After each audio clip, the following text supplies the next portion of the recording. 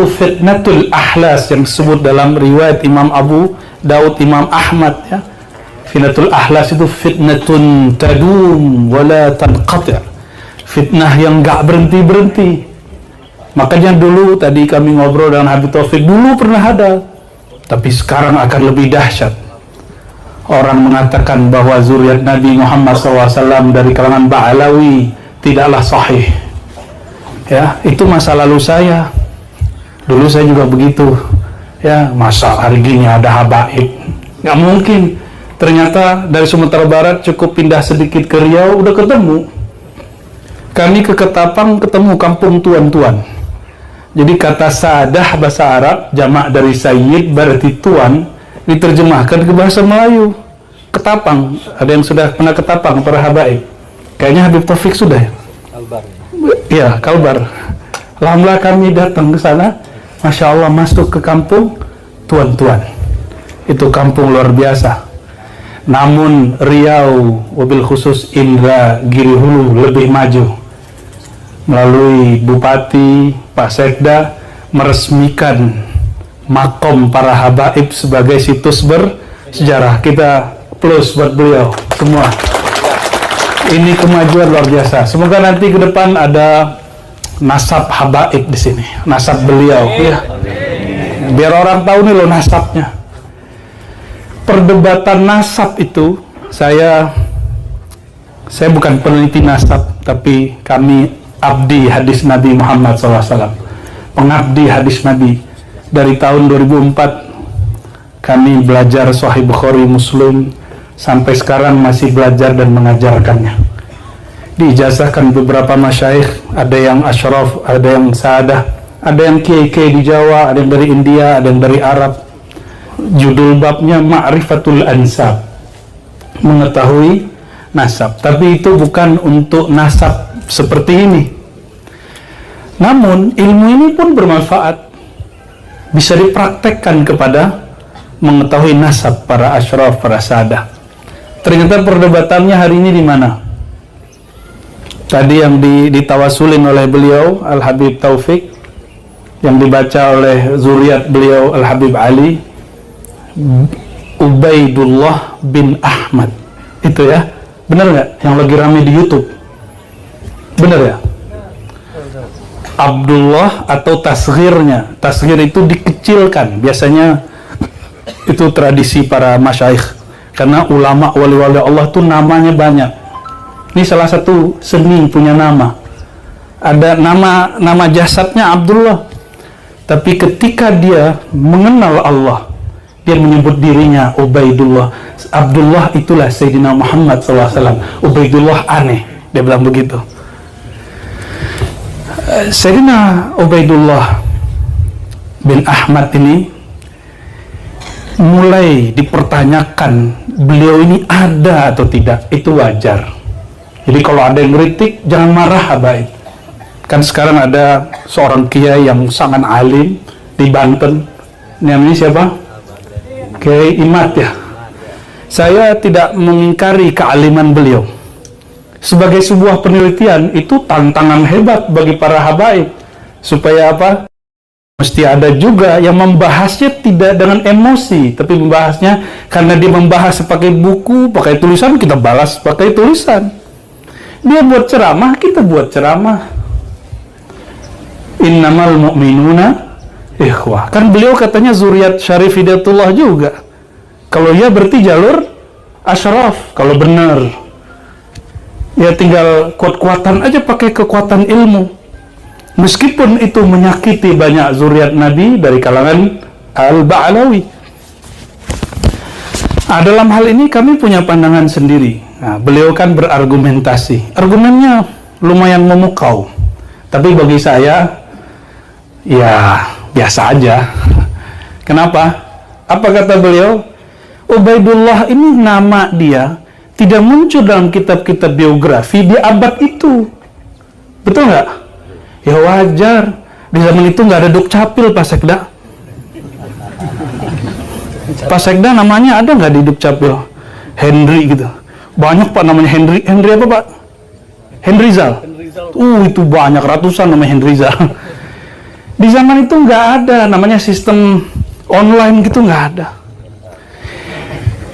Kalau argumentasi teori yang dibangun, kalau nama orang ini tidak ditulis di masanya dalam kitab-kitab tarajum, tarajum itu biografi, kitab-kitab sejarah, terus dia tidak ada, begitu kira-kira yang saya simpulkan. Kalau salah mohon nanti diluruskan.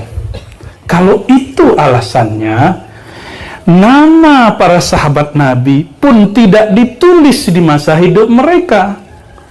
Kapan ditulisnya? Kapan ditulis? 1 abad, 2 abad setelah mereka. Itu muncul kitab Imam Ibnu Sa'ad, muncul kitab Imam Bukhari, At-Tarikh As-Saghir, At-Tarikh Al-Kabir. Itu 1 abad, 2 abad setelah sahabat Nabi SAW. Jadi kalau kita pakai teori itu, teori apa? Kalau nama dia nggak ada dalam kitab biografi, berarti orang ini nggak ada, gitu. Kalau begitu sahabat Nabi nggak ada semua dong.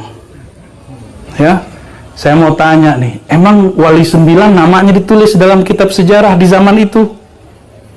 Hatta risalah hari ini yang disebut risalah Wali 9, itu risalah yang ditulis muridnya atau murid dari muridnya atau pengikutnya, nggak ditulis di zamannya.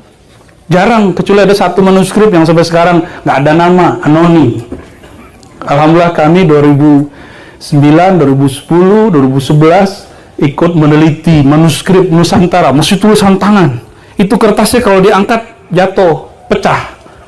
Dibimbing oleh Prof. Oman Fatur Rahman. Jadi kita mencari kemana-mana.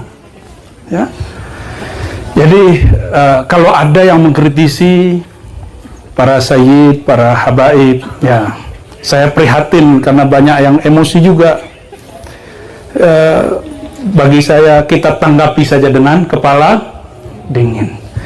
Itu secara keilmuan. Kalau dalam bab adab dan bab fikih, begitu juga bab ada satu ilmu yang menjadi kitab Al-Kabair, dosa besar.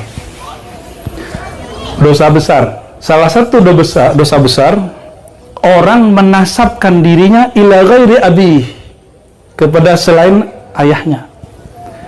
Ini saya mau tanya, menurut yang hadir ini, Al-Habib Abdullah Al-Haddad itu wali nggak? Nggak usah nggak wali, ulama nggak? Al-Attas yang kita tulis Ratibul Attas, Al-Idrus, saya dapat juga Thariqah Al-Idrusiyah, ada juga Thariqah Al-Idrusiyah, dapatnya di Banjar. Tahu-tahu di sini di Indragiri banyak orang Banjar juga, ya. Bahkan walaupun tidak disepakati, Syekh Muhammad Arsyad Datuk Kelampayan ada yang menyebut nasabnya kepada Al-Idrus. Ya, mungkin karena ketika diinput kurang pas. Ya, para zuriat Wali Songo ketika diinput Rabithah kurang pas, akhirnya muncullah protes ini. Ini pun juga harus jadi pelajaran bagi kita, terutama pengurus-pengurus Rabithah. Apa masalahnya? Gitu. Kalau bahas begini, udah harinya panas, kepala ikut panas. Saya biasanya bahas tasawuf, mahadis, jadi bahas ilmu nasab deh. Ya. Tapi seperti kami sampaikan, saya bicarakan dari sisi ilmu hadis. Ya.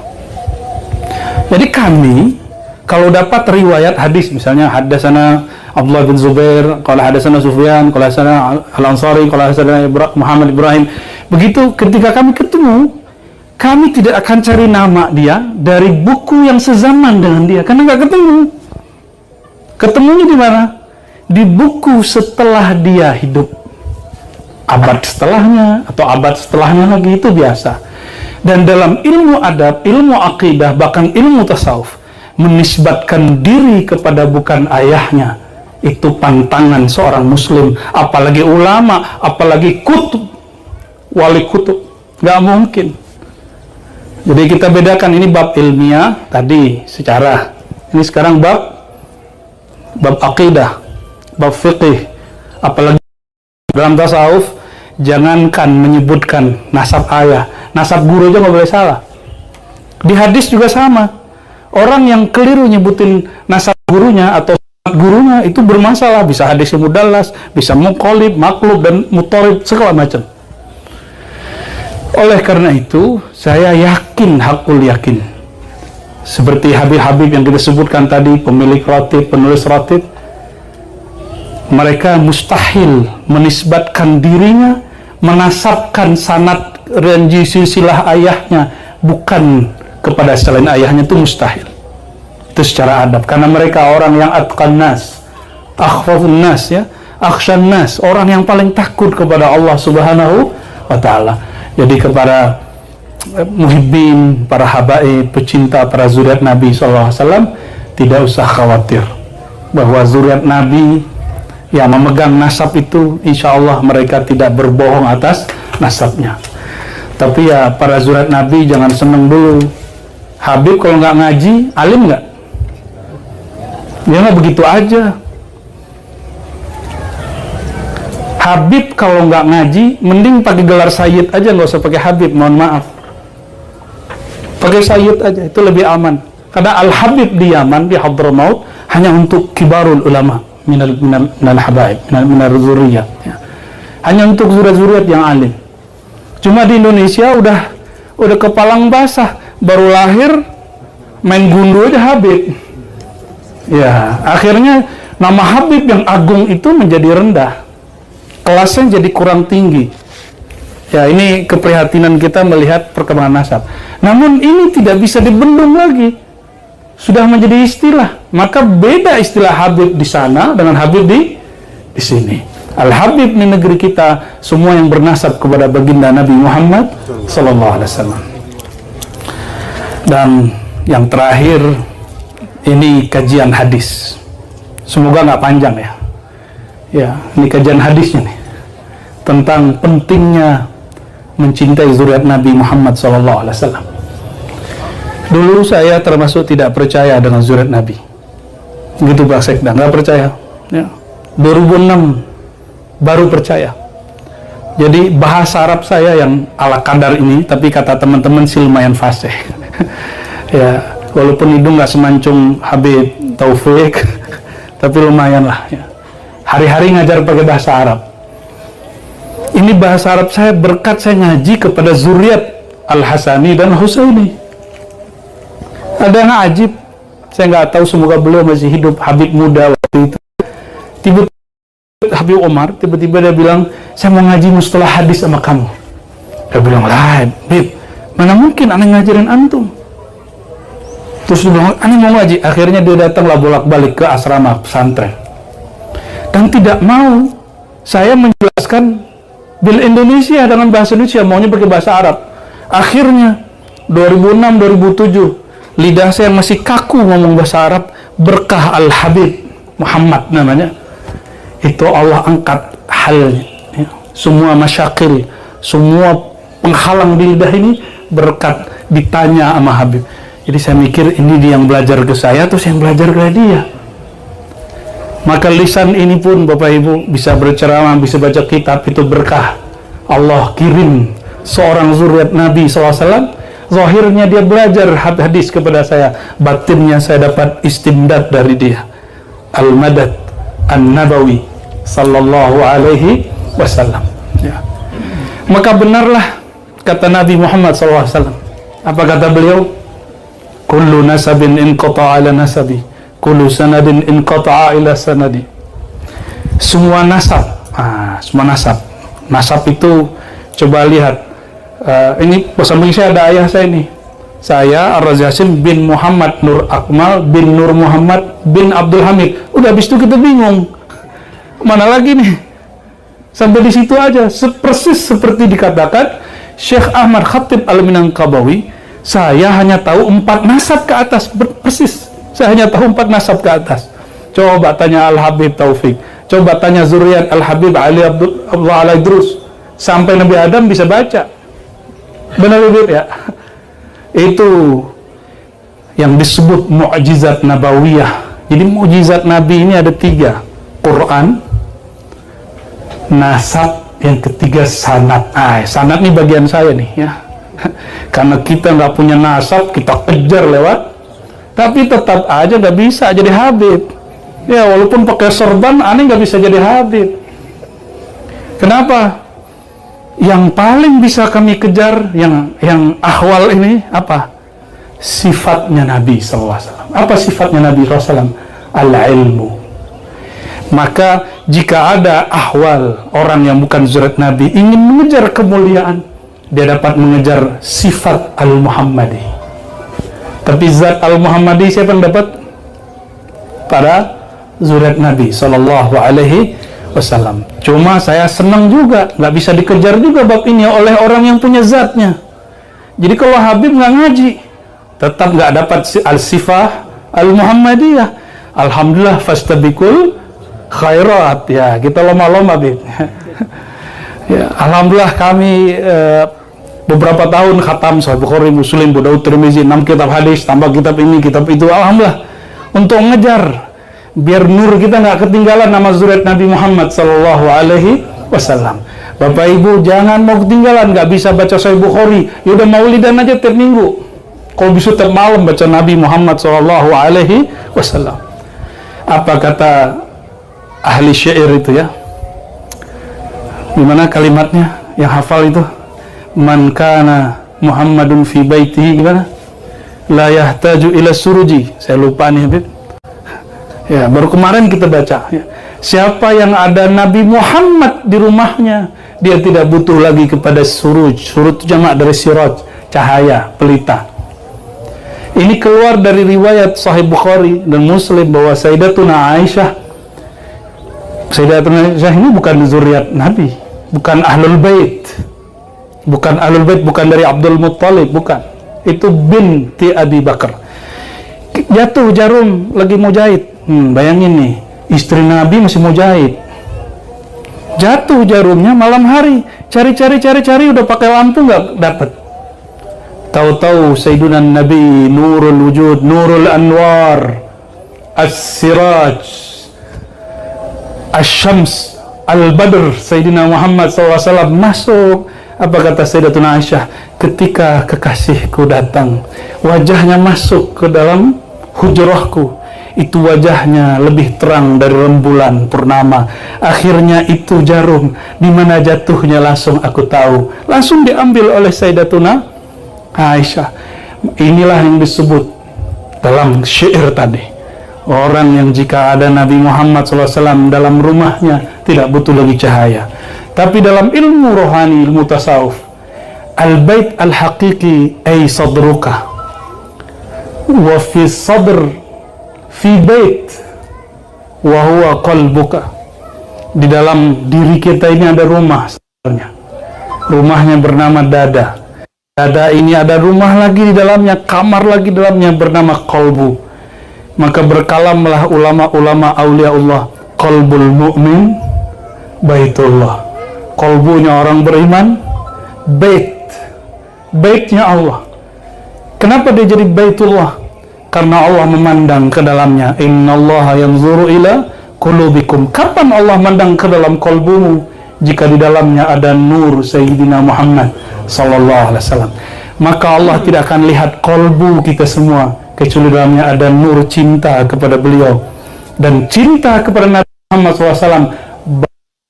Kalau tidak cinta kepada zuriat Nabi Muhammad dan pewaris ilmu Nabi Muhammad sallallahu alaihi wasallam. Kalau pewaris nasab, habaib, pewaris ilmu, ulama. Itu yang disebut di hadis, semua sanad ilmu terputus kecuali sanadku. Oleh karenanya kami waktu kecil berthariqah Naqsyabandiyah. Thariqah kami bernasab, bersambung, bersanad kepada Sayyidina Ja'far Shadiq. Sayyidina Ja'far itu anak siapa? Ja'far bin Muhammad Al-Baqir bin Ali Zainal Abidin bin Husain bin Ali. Dan kami pun mengambil thariqah yang lain selain Naqsyabandi. Semuanya bersanad. Thariqah ini Ahlussunnah ini. Thariqah Ahlussunnah. Kullu turuq, semua thariqah tantasibu ila Abi Turab Sayyidina Ali karamallahu wajhah. Semua thariqah ini thariqah apa aja? Aba Gurus Kumpul, thariqah Saman, Qadiri, Mama Falak, ada 27 thariqah di Bogor. Semuanya bersanad kepada Sayyidina Ali. Dan perhatikan, itu bukan, nggak perlu jadi Rafidah, nggak perlu jadi pencaci sahabat, mencintai ahlul bait, mencintai sahabat, satu paket. Itulah ahlus sunnah wal jamaah. Kita juga nggak akan mau ngamuk-ngamuk sama teman-teman Syiah kok, enggak. Mereka mungkin keliru aja sejarah, akhirnya menghujat sahabat-sahabat Nabi, ya. Bapak Ibu, saudara saudariku, para hadirin, saya senang sekali dengan peresmian Kampung Mufti Indragiri. Kita jadi faham bahwa sejarah zuriat Nabi dari dulu selalu kontribusi kepada kampungnya, tempat negerinya, dan mereka tidak mengharamkan untuk bekerja sama dengan kesultanan pemerintah.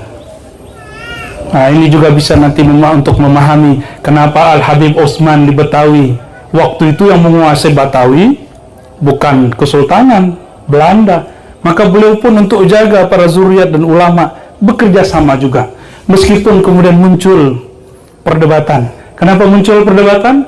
Karena orang berpikir Batavia yang dulu kayak sekarang. Jadi logikanya logika Indonesia, pada saat itu Indonesia belum ada. Dulu jangankan antara Betawi, ya, jangankan antara Fulan dan Fulan. Dulu Malaka perang dengan Johor, Malaka perang dengan Aceh, Minangkabau perang dengan Aceh. Dulu Minangkabau perang dengan kerajaan Indragiri, dulu perang semua. Bukan berarti mereka nggak nasionalis. Ketika nih contoh, saya Mufti Minangkabau, waktu itu ada di Indragiri Al-Habib Fulan, jangan Habib Ali. Ketika saya berfatwakan, ya kita perang dengan yang di Indragiri. Dan itu bukan Indonesia, bro. Ya, jadi orang-orang yang mengaitkan sejarah Habib Osman yang kemudian terlihat baik dengan pemerintah yang datang saat itu, waktu itu Belanda, mereka logikanya apa? Logikanya Indonesia, pada saat itu belum ada Indonesia. Dulu Batavia punya Belanda, sampingnya kerajaan Banten, sampingnya kerajaan Cirebon, kerajaan. Waktu itu belum ada Indonesia. Maka siapa yang paham sejarah, hati-hati dalam menyimpulkan teks-teks sejarah. Apalagi hari ini saya sedih sekali, beberapa kiai, beberapa gus-gus nyerang habaib. Nyerangnya pakai apa? Pakai teks yang ditulis oleh Londo. Ya, orang Belanda nulis tentang Habib Fulan, lo dia percaya. Ya, Van der Broek cerita, Snook cerita, dia percaya dengan berita itu. Ini yang harus kita waspadai. Kok dia percaya dengan berita orang Belanda untuk menghancurkan, untuk mencaci maki zuriat Nabi, ulama-ulama. Ya, terlepas dari apa yang terjadi, saya menghormati mereka yang berkomentar masalah ini, tapi ilmiah, disambung ilmiah, jangan pakai emosi, ya. Ala kulli hal, saya cinta dengan mereka semua. Jadi yang mengingkari zuriat Nabi sekarang itu mereka ternyata banyak bernasab kepada Wali 9. Kita pun cinta kepada mereka jika betul mereka punya nasab, karena saya yakin mereka tidak akan memalsukan nasabnya meskipun tidak terinput dalam Rabithah, apalagi yang sudah jelas sahihnya yang ada namanya di Rabithah Alawiyah. Ana uhibbukum jami'an. Semoga para ulama, para habaib kembali bergandengan tangan dan kita tunjukkan kepada umat bahwa kita adalah pewaris dan antum para habaib adalah pemegang nasab, bersama memperjuangkan ajaran Nabi Muhammad sallallahu alaihi wasallam. Barangkali itu dari kami Al-Faqir Ar-Razi Hashim. Semoga yang hadir ini dapat ridha berkah dari Allah SWT dan negeri Kabupaten Indragiri Hulu mendapatkan rahmat berkah, tambah maju peradabannya. Amin ya rabbal alamin. Demikian dari kami. Subhanakallahumma bika asyhadu an la ilaha illa anta astaghfiruka wa atubu ilaik. Assalamualaikum warahmatullahi wabarakatuh.